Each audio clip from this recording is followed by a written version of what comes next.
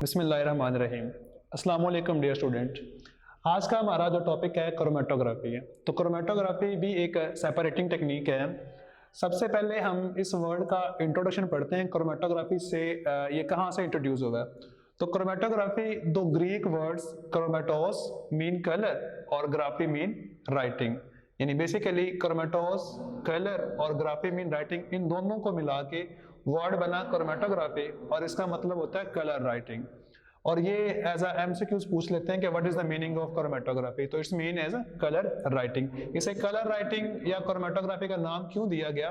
Because this technique was introduced by a Russian botanist जो chlorophyll pigment पे काम कर रहा था। उस रशियन बोटानिस्ट का नाम मिखाइल स्वेट था। उसने 1903 के अंदर इस टेक्निक को इंट्रोड्यूस करवाया। अब हम इस टेक्निक जो इनिशियली सिर्फ कलर कंपोनेंट्स को सेपरेट करने के लिए यूज होती थी, लेटर ऑन ये बहुत ज्यादा यूज होना शुरू हो गई। तो इसकी डेफिनेशंस को हम पढ़ते हैं। तो डेफिनेशन क्या है? A technique was used for the separation of components of mixture, यानी ये किसी भी मिक्सचर के कंपोनेंट्स को सेपरेट करता है because of the distribution of the component between two phase. Because जिस कंपोनेंट को भी हमने सेपरेट करना है वो कंपोनेंट अपने आप को दो फेज में डिस्ट्रीब्यूट कर लेता है। वो दोनों फेजेस कौन कौन से हैं? क्रोमेटोग्राफी के अंदर दो फेज यूज होते हैं। एक फेज जो है वो स्टेशनरी फेज होता है और दूसरा फेज होता है वो मोबाइल फेज होता है। स्टेशनरी फेज क्या हो सकता है? इट मे बी सॉलिड और लिक्विड, यानी क्रोमेटोग्राफी के अंदर वो पोर्शन जो सॉलिड हो या लिक्विड हो, supported as a thin film on the surface of inert solid, यानी हमने किसी सॉलिड के ऊपर अपनी एक थिन फिल्म जिसको हमने इस कंपोनेंट्स को हमने अलग करना है, उस कंपोनेंट को इसके ऊपर कोड करते हैं, स्टेशनरी फेज के ऊपर कोड कर देते हैं। लेट्स सपोज हमारे पास मिक्सचर ऑफ कलर्स है, हमने उन मिक्सचर्स ऑफ कलर्स को अलग करना है, तो हम उस मिक्सचर ऑफ कलर को किसी स्टेशनरी फेज के ऊपर एक थिन लेयर उसकी कोड कर देते हैं।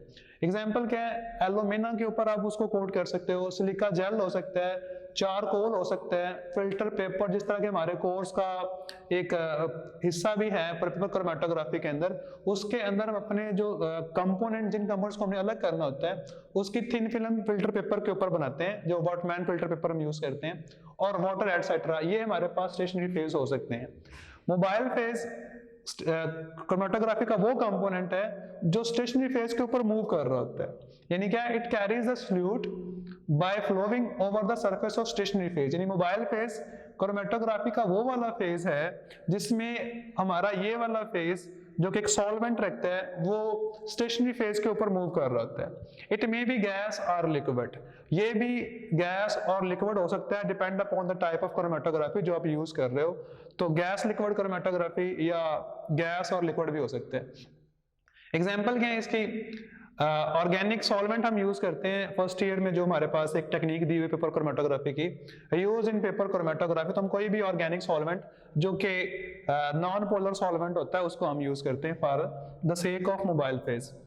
अब क्रोमेटोग्राफी के दो प्रिंसिपल्स हैं जिन प्रिंसिपल्स को ये फॉलो करती है, क्योंकि हमारे पास दोनों फेजेस हैं और दोनों फेज ही एक कंपोनेंट को डील कर रहे होते हैं जिसको हमने सेपरेट करना है। तो उस कंपोनेंट की मोबाइल फेज के साथ या स्टेशनरी फेज के साथ अफिनिटीज डिफरेंट होती हैं, यानी वो उसकी मोबाइल फेज के साथ और अफिनिटी है, स्टेशनरी फेज के साथ और अफिनिटी है। अगर मोबाइल फेज के साथ अफिनिटी ज्यादा हो तो मोबाइल फेज के साथ मूव करना शुरू कर देता है, और अगर स्टेशनरी फेज के साथ अफिनिटी ज्यादा हो तो वो स्टेशनरी फेज के ऊपर ही ज्यादा देर तक रहता है। तो in chromatography substance are separated due to relative affinities, यानी जिन कंपाउंड्स, जिन सबस्टांस को हमने सेपरेट करना है, उन सबस्टांसेस की जो अफिनिटीज होती हैं वो डिफरेंट होती हैं with mobile phase and stationary phase for the stationary and mobile phase. तो जैसा कि हम पढ़ चुके हैं कि वो हमारा जो कंपोनेंट होता है उसकी स्टेशनरी फेज के साथ और मोबाइल फेज के साथ डिफरेंट अफिनिटीज होती हैं। तो इन अफिनिटीज को पढ़ने के लिए हम distribution between the distribution of solute between stationary phase and mobile phase is governed bye coefficient, distribution coefficient के।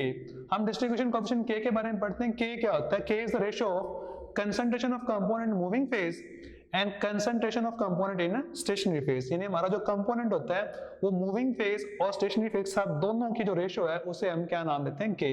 अब के की वैल्यू स्मॉलर वैल्यू हो सकती है, के की लार्जर वैल्यू हो सकती है। अगर के की वैल्यू स्मॉलर आती है उसका मतलब क्या होता है? देखिए, के की वैल्यू तब स्मॉलर आएगी जब concentration of component moving phase कम होगा और concentration of component in stationary phase ज्यादा। इट्स मीन अगर हमारे जो सोल्यूट है उसकी जो डिस्ट्रीब्यूशन है वो स्टेशनरी फेज के साथ ज्यादा है तो वो स्टेशनरी फेज में रहेगा कंपोनेंट, और अगर मूविंग फेज के साथ ज्यादा है तो वो मूविंग फेज में चला जाएगा। इस तरह के की वैल्यू कम और ज्यादा होगी।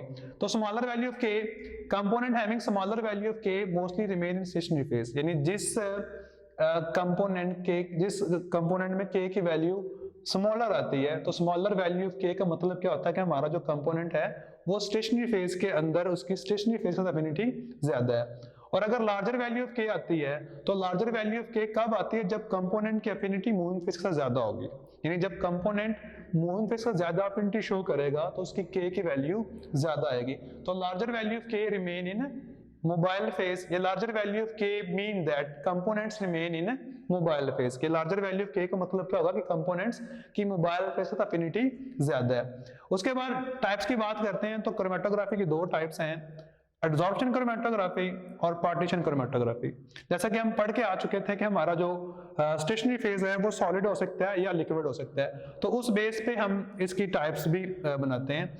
तो एडजॉर्प्शन क्रोमेटोग्राफी क्या होता है, it is a type of chromatography in which stationary phase is solid, यानी वो वाली टाइप ऑफ क्रोमेटोग्राफी जिसके अंदर स्टेशनरी फेज सॉलिड होता है उसे हम एडजॉर्प्शन क्रोमेटोग्राफी कहते हैं। एग्जांपल क्या है, कॉलम क्रोमेटोग्राफी जो है ये एडजॉर्प्शन क्रोमेटोग्राफी की एक एग्जांपल है, और TLC यानी थिन लेयर क्रोमेटोग्राफी ये भी एडजॉर्प्शन क्रोमेटोग्राफी की एक टाइप है। उसके बाद पार्टीशन क्रोमेटोग्राफी, जैसा कि यहाँ पे हमें पता है कि जो हमारा स्टेशनरी फेज है वो सॉलिड है, तो सिमिलरली पार्टीशन क्रोमेटोग्राफी के अंदर हमारा जो स्टेशनरी फेज होता है वो लिक्विड होता है। क्या type of chromatography in which stationary phase is liquid, यानी अगर स्टेशनरी फेज लिक्विड है तो पार्टीशन क्रोमेटोग्राफी, और अगर स्टेशनरी फेज सॉलिड है तो adsorption chromatography. Partition chromatography example है पेपर क्रोमेटोग्राफी, यानी किसकी टाइप है पार्टीशन क्रोमेटोग्राफी की एक और टाइप जिसे हम पेपर क्रोमेटोग्राफी, जो कि हमारा नेक्स्ट पोर्शन भी है। तो ये शॉर्ट क्वेश्चन आता है difference between adsorption chromatography and partition chromatography.